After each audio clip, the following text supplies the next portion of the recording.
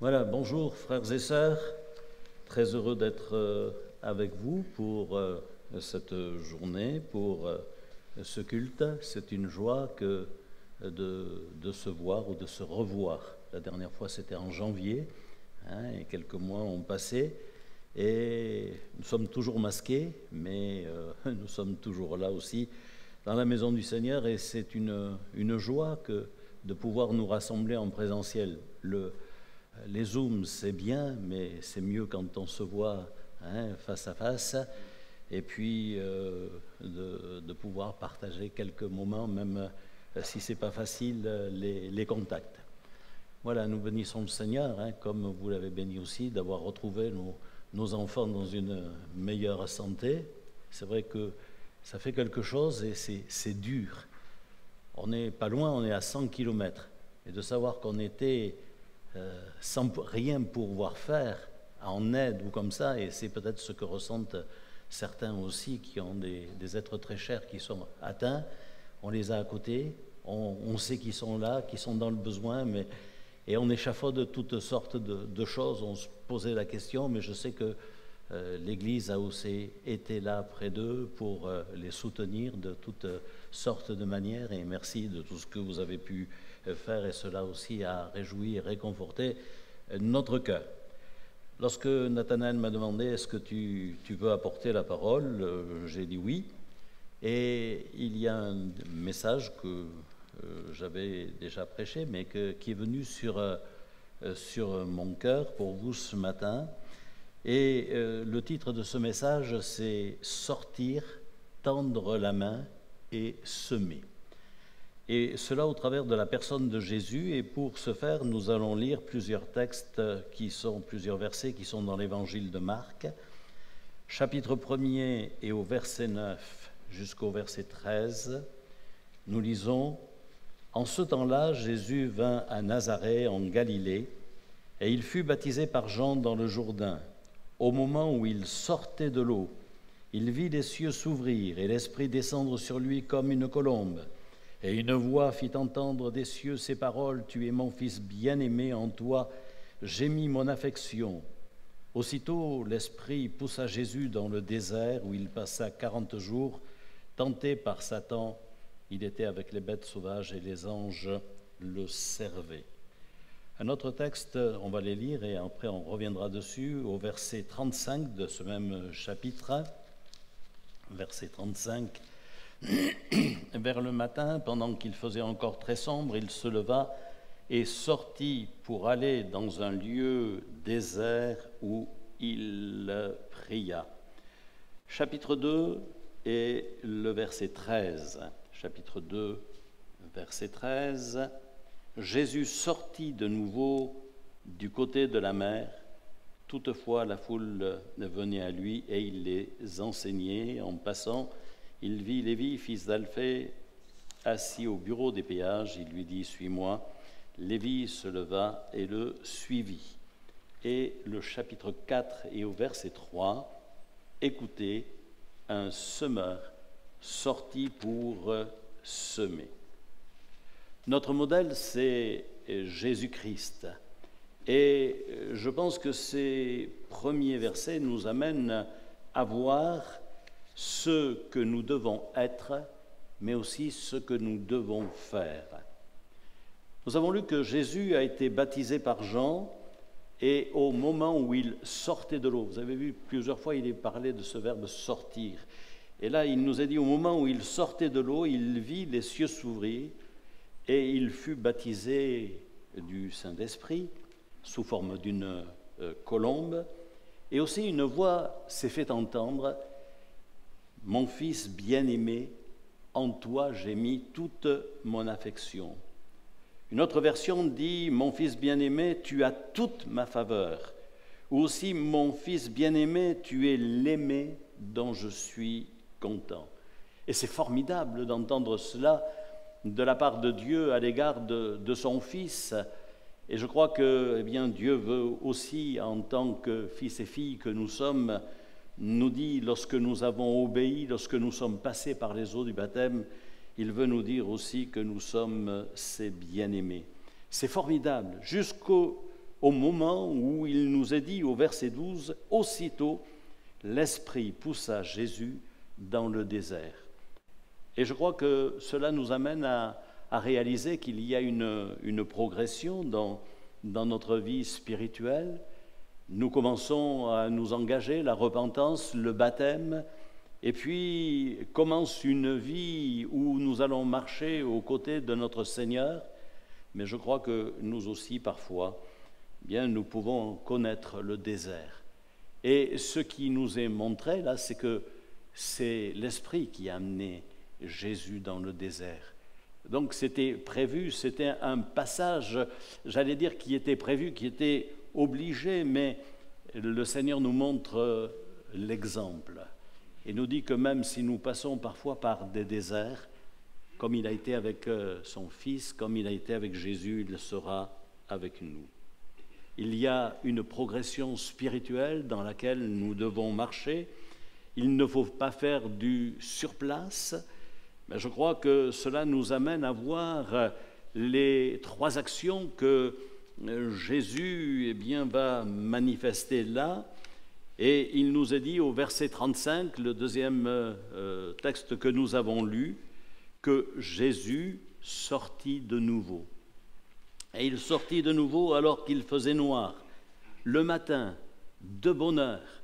Et cela pour être là dans un lieu désert, dans un lieu à part, un lieu où il va rechercher la tranquillité, un lieu où il va être seul face à son Père, et il nous est dit que là, il a prié. Je crois que nous pouvons y voir aussi pour nous l'exemple de Jésus et aussi l'exemple qu'il nous laisse dans le sens où nous devons apprendre nous aussi à avoir ces temps où nous sommes seuls, ces temps où nous nous mettons à l'écart. Et comme il le dira, quand tu pries, entre dans ta chambre et tiens-toi là, dans le secret, ton Père est là et il te le rendra. Mais je crois que nous avons besoin aussi de rechercher cela, la communion, dans la tranquillité avec Dieu, et cela pour être armés. Parce que même si nous avons fait une expérience, même si nous avons été bénis avec le Seigneur, chaque jour, de chaque instant, bien, nous avons besoin d'être renouvelés, d'être fortifiés, d'être dirigés et conduits. Et nous avons aussi besoin d'être préparés. Parce que c'est ce que Jésus a fait, il a été préparé. Et au verset 38, il dira « Allons dans les bourgades voisines, afin que j'y prêche aussi, car c'est pour cela que je suis sorti. » Le but de ce temps de prière n'était pas de rester dans la contemplation, de rester là devant son Père d'une façon statique, mais c'était dans le but de sortir, dans le but de rencontrer, dans le but de marcher et de voir des hommes et des femmes afin de leur porter le beau message de la parole de Dieu. Et cela n'a pas été, comme je vous le disais, un seul instant, mais ça a été une progression tout au long du ministère du Seigneur, puisque au chapitre 2 et verset 13, il nous est dit que Jésus sortit de nouveau du côté de la mer, pas dans le même endroit, mais il est allé dans un autre endroit, et il nous est dit la foule est venue, elle est venue vers lui, parce qu'il savait qu'en lui se trouvait une parole qui était différente de celle que peut-être leurs scribes, leurs pharisiens et autres, ou leurs sacrificateurs étaient capables de leur apporter, mais il était là, lui, et il les a enseignés. Jésus a rencontré la foule. Jésus a rencontré l'homme avec ses besoins. Il a rencontré l'homme qui était face à lui et il lui a apporté un enseignement afin qu'il puisse sortir de ses problèmes. Comme il est venu vers nous et il s'est adressé à nous en nous appelant, comme il l'a fait dans ce texte, nous voyons aussi que Lévi a été appelé alors qu'il était au bureau des péages et Jésus, le voyant, lui a dit « Suis-moi ».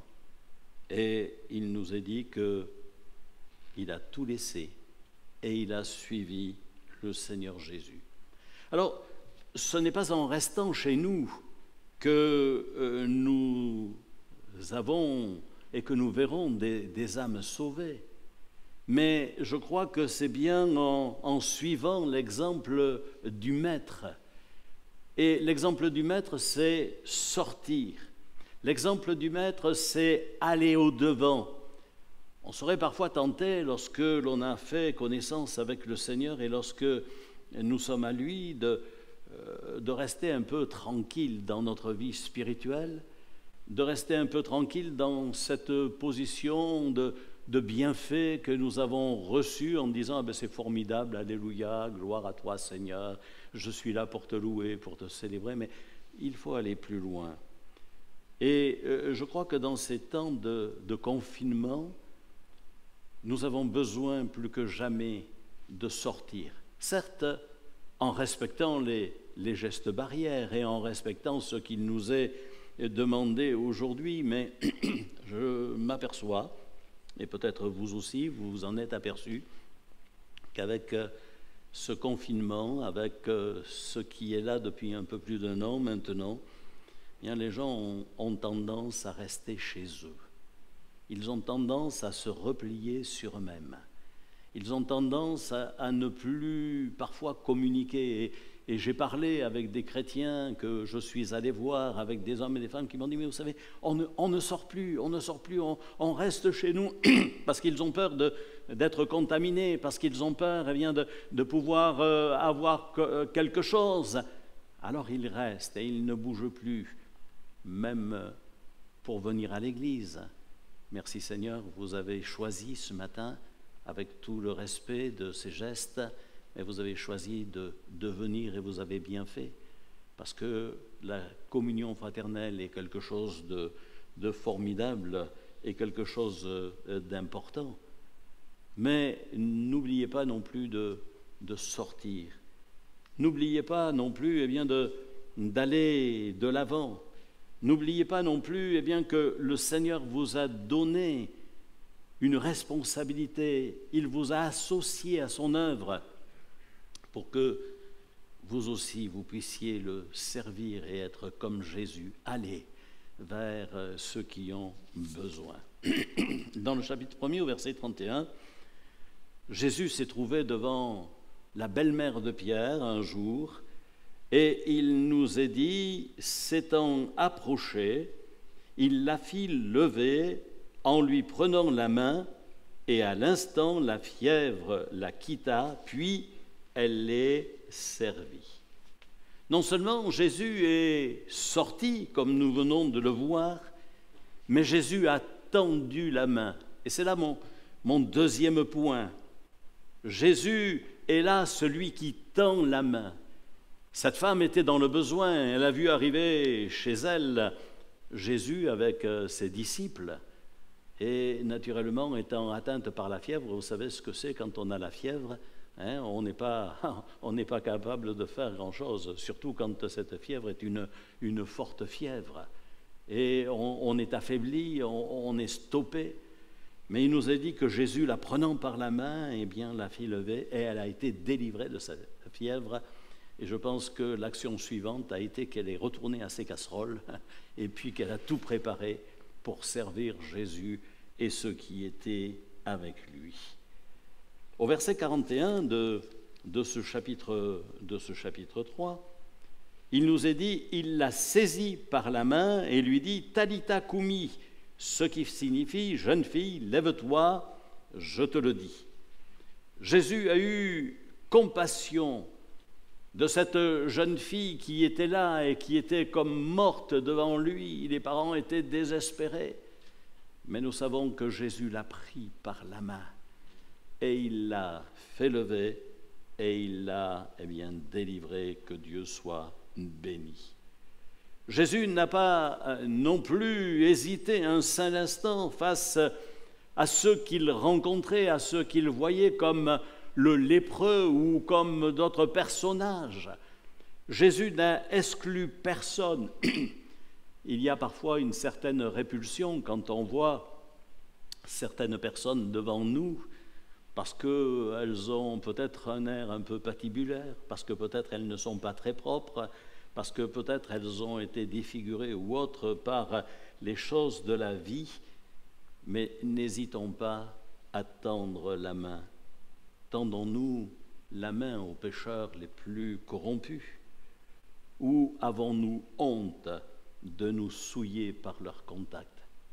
Je me souviens un jour d'avoir vu dans une de nos réunions un homme venir à l'imposition des mains, et lorsque cet homme est venu, ça a été quelque chose de terrible, même, j'allais dire, avec une certaine répulsion. C'est que cet homme avait été victime d'un incendie, et que ce soit sa face, que ce soit ses mains et tout, il était entièrement brûlé. Je vous assure que quand on voyait une telle personne devant, on aurait eu plutôt tendance à se reculer plutôt que d'avancer. Mais il était là, il est venu à l'imposition des mains. Et je sais que j'ai pu lui imposer les mains, mais il fallait toute la grâce de Dieu. Jésus n'a pas hésité un seul instant. Et je crois que nous aussi, nous avons besoin d'être touchés par la grâce de Dieu. Nous avons besoin d'être saisis par la grâce de Dieu. Marc chapitre 5 et au verset 40. Marc chapitre 5 et au verset 40. Il nous est dit, ayant fait sortir tout le monde, il prit le père et la main de l'enfant avec lui, et ceux qui l'accompagnaient, il entra dans les enfants, il l'a saisi par la main.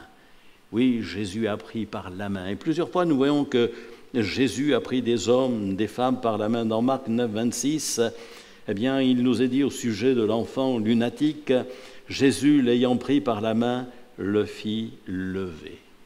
Donc Jésus a plusieurs fois dans ses évangiles parlé de ce qu'il prenait la main, et je crois que c'est quelque chose d'important. Mais un jour, il s'est trouvé aussi, et c'est Marc chapitre 3 et verset 5 qui nous en parle, il a trouvé un homme qui était dans la synagogue et qui avait la main sèche. Et lorsque il a vu cet homme, Jésus n'a pas laissé cet homme dans cette situation, parce qu'une main sèche, ça ne sert pas à grand-chose. C'est handicapant. Ça ne peut pas se tendre. Ça ne peut pas apporter une petite tape amicale. Ça ne peut pas prendre quelque chose pour donner. Une main sèche, c'est inutile. Mais la main est faite non pas pour toujours recevoir, mais elle est faite pour donner. Il y a plus de joie à donner qu'à recevoir. Et c'est vrai que Jésus n'a pas laissé cet homme dans cette situation, mais nous voyons qu'il lui a dit « étends la main » et cette main a retrouvé sa fonction. Comment sont nos mains? Est-ce que nos mains sont des mains vivantes? Non pas des mains qui se ferment et qui vont peut-être donner un coup de poing. Non, ce n'est pas ça. Mais que nous puissions avoir une main qui puisse se tendre vers notre semblable, vers celui du dehors. Il y a tant et tant, et il y en a toujours eu, mais je crois que dans ces temps actuels, il y a de plus en plus d'hommes et de femmes qui ont besoin qu'on leur tende la main, et je parle là aussi peut-être d'une façon spirituelle, si on ne leur touche pas la main, si on ne va pas les toucher physiquement, mais néanmoins que l'on puisse leur tendre la main et qu'on puisse aller vers eux pour leur apporter quelque chose, pour leur donner ce qui est nécessaire, parce que la main, elle change nos pensées en actes. Et nous pouvons avoir parfois la pensée de faire sans l'accomplir. Mais nous voulons pouvoir aller étendre cette main. J'ai aussi remarqué que dans le livre du Deutéronome, au chapitre 15, livre du Deutéronome, au chapitre 15 et au verset 7, Dieu va dire, s'il y a chez toi quelques indigents d'entre tes frères, dans l'une de tes portes, au pays que l'Éternel ton Dieu te donne, tu n'endurciras point ton cœur et tu ne fermeras point ta main devant ton frère indigent, mais tu lui ouvriras ta main et tu lui prêteras de quoi pourvoir à ses besoins. Et puis, au verset 11, il y aura toujours des indigents dans le pays. C'est pourquoi je te donne ce commandement. Tu ouvriras ta main à ton frère, au pauvre et à l'indigent dans ton pays. Oui, nous avons à apprendre de la part de Jésus que nous avons à tendre la main. Il y a aussi dans le livre des Actes des Apôtres, au chapitre 3, verset 7, l'image de cet homme mendiant qui est à la belle porte du temple et qui attend qu'on lui donne quelques aumônes. Il tend la main. Et voilà que Pierre et Jean, qui eux montent à l'heure de la prière, vont arriver et vont rencontrer cet homme. Et il nous est dit que face à ce boiteux mendiant, Pierre et Jean ne vont pas rester insensibles et ils vont expliquer à cet homme qu'ils n'ont ni argent ni or à lui donner, mais qu'ils ont quelque chose de bien plus important à lui communiquer, à lui donner, qu'ils ont la personne de Jésus-Christ à apporter à cette vie, à ce cœur. Et il nous est dit, et le prenant par la main, ils le font lever. D'un bond, il est debout, il est entièrement délivré, parce qu'il y a là l'action de ces hommes qui ont invoqué certainement le Seigneur en sa faveur, et avec eux, il sera capable d'entrer, de franchir cette porte qu'il n'avait peut-être pas souvent ou peut-être jamais franchie, mais pour louer et pour célébrer le Seigneur. Et enfin, le troisième point que nous avons vu, c'est un semeur sorti pour semer. Au chapitre 4 et verset 3, nous l'avons lu, et ça commence par écouter. Écoutez, c'est l'enseignement que le Seigneur veut nous laisser encore ce matin pour nous dire que nous sommes des semeurs, pour nous dire que comme lui, nous avons besoin de jeter notre semence. Oh certes, cette semence ne va pas toujours réussir.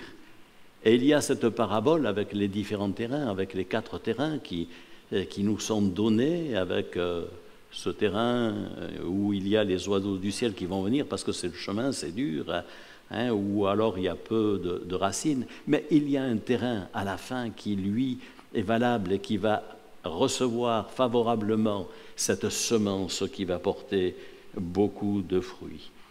Et puis, lorsque nous allons semer, il y a bien quelque chose qui doit être dans notre cœur, c'est que dans l'œuvre de Dieu, nous sommes appelés à semer. Nous sommes différents avec des tâches différentes, mais unis pour le même but, pour la même œuvre. Et vous lirez dans 1 Corinthiens, chapitre 3, versets 6 et 9, où il nous est dit que c'est un qui a planté, l'autre qui a arrosé, et c'est Dieu qui a fait croître.